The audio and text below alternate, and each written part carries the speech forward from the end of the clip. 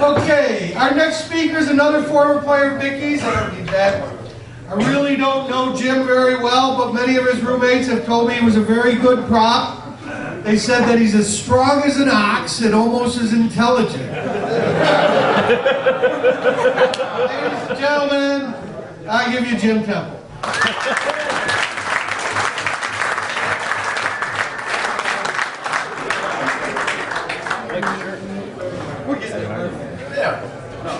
Animal or something? It feels like a belly button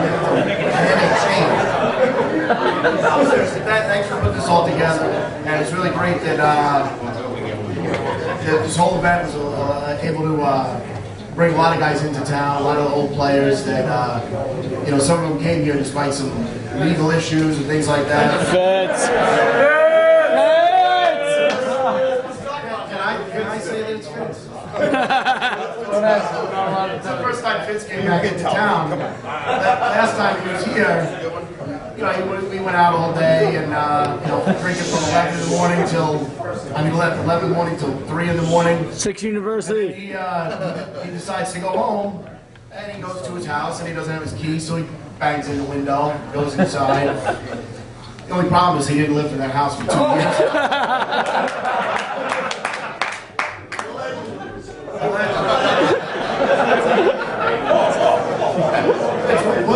What's the plan this year? You gonna go to his girlfriend's house and check her oil in front of her husband and kids?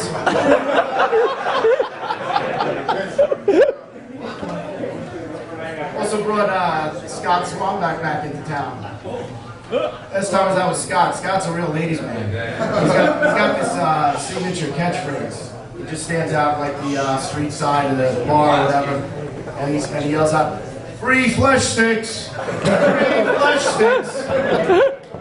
It's like a level 3 hot dog vendor.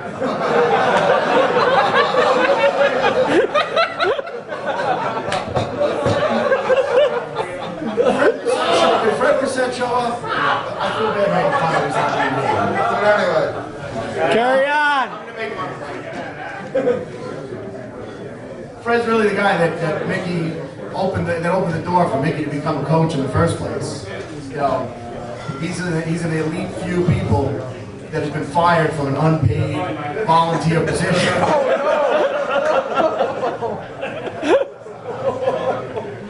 One of the other coaches we had out there was McNerney. A lot of you guys mentioned him already. I don't want to say anything negative about McNerney. I just hope when he's in his basement trying on different shades of lipstick. There's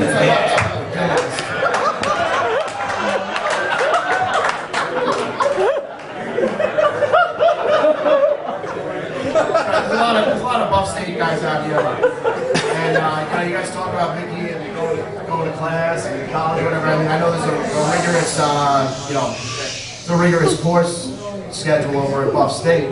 I happened to get a sample of some of Mickey's classes that he was taking.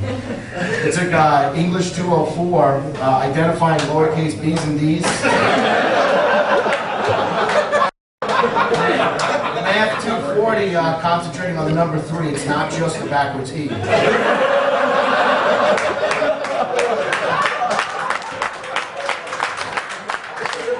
Apparently, Buff State gives a prep course in a civil service exam.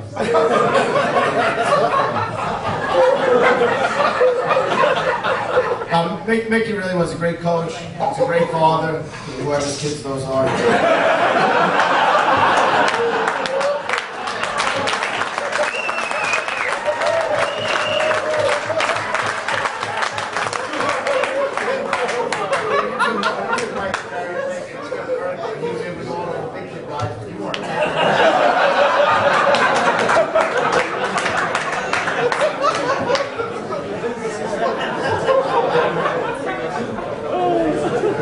When we used to play, Mickey used to like to tell a lot of inspirational stories to get us pumped up.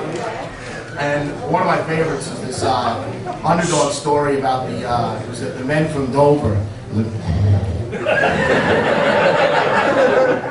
I never heard one word that said. Sorry if I cut a little bit short.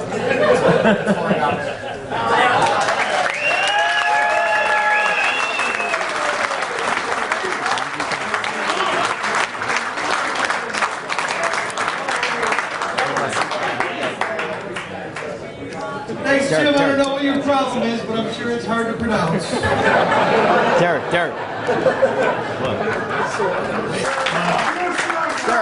Derek, Jim Temple. give me the disc. Jim Temple is again from an era there where it's hard to find some silly stories and stuff, and I really don't want to talk about Jim that way.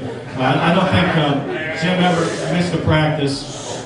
That team, which had Fitz's brother Chili, Jim Temple, and the crazy New Yorker Jim Morris in the front row, may have been the best front row we've ever had at UV. In fact, we played UConn, and their coach, who was a big-time front row guy, Steve Leach, he said he's never seen a collegiate front row as good as these guys were, and these guys were dedicated and worked hard at it. And Jim, funny how he's got this intellect, but I used to own that red jacket he's wearing right there.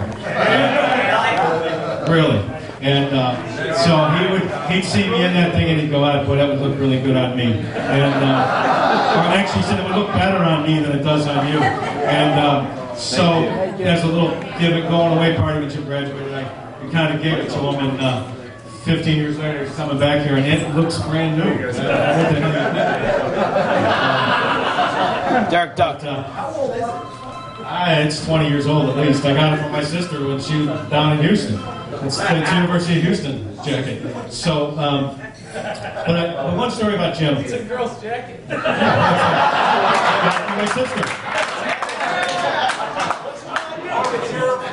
It does look better on him, doesn't it? One story about Jim. We had played, I believe it was Army in the Final Four at UMass, and lost pretty good to UMass. And the next day in the consolation game that didn't matter, we had to play Cornell. And we had beat Cornell during the regular season, and then just the previous week beat them in the New York State playoffs. So having lost a hard battle with Army on Saturday, it was very anticlimactic to have to play West Point or Cornell on Sunday. And the guys kind of went out and had a couple beers and didn't prepare themselves properly, and we lost to Cornell. And it had just a lousy taste in our mouth because we took them hard 2 times, already, and now the game that didn't matter but did, and now they got ranked higher us in the New York Northeast and all that, so left a bad taste. Well, the next year or 2 years later, we're in a similar situation. We lose a very close match at the end of the match by a point or 2 to Dartmouth, and the next day we have to play Cornell again. And so the guys are debating tanking the game, and I'm like, guys, we've been down this road. My advice to you would be to stay in and not drink. And Jim happened to be there, and I said, Jim, what do you think we should do? And he said, I'd be drinking already.